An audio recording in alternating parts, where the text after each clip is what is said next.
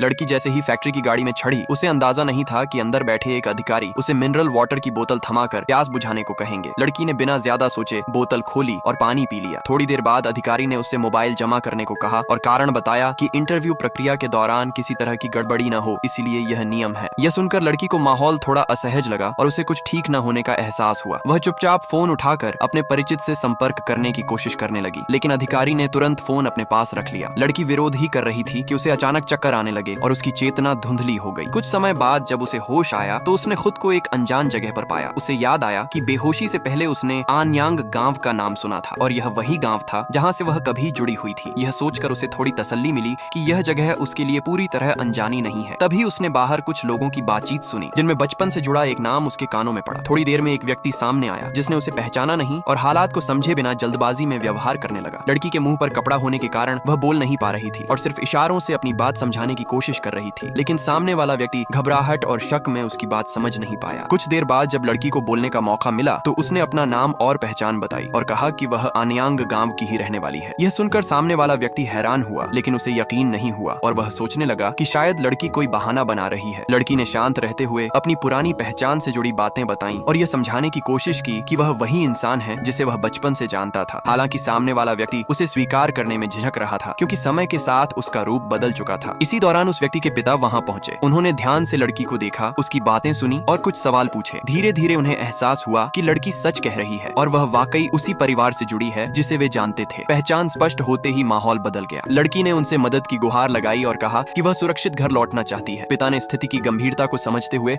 अपने बेटे को शांत रहने को कहा और मामले को बिगड़ने से रोकने की कोशिश की। जब लड़की की पहचान से जुड़े कागज सामने आए तो सच्चाई पूरी तरह साफ हो गई। पिता ने गलती स्वीकार की और लड़की से माफी मांगी। उन्होंने समझ लिया कि किसी भी तरह का जबरदस्ती या दबाव हालात को और खराब कर सकता है। अंततः उन्होंने लड़की की सुरक्षा को प्राथमिकता दी और उसे सुरक्षित तरीके से घर लौटाने की व्यवस्था करने का निर्णय लिया। यह घटना सभी के लिए एक सबक बन गई कि गलत शक, लालच और जल्दबाजी किस तरह किसी की जिंदगी को खतरे में डाल सकती है और सही रास्ता वही है जिसमें इंसानियत और कानून का सम्मान हो।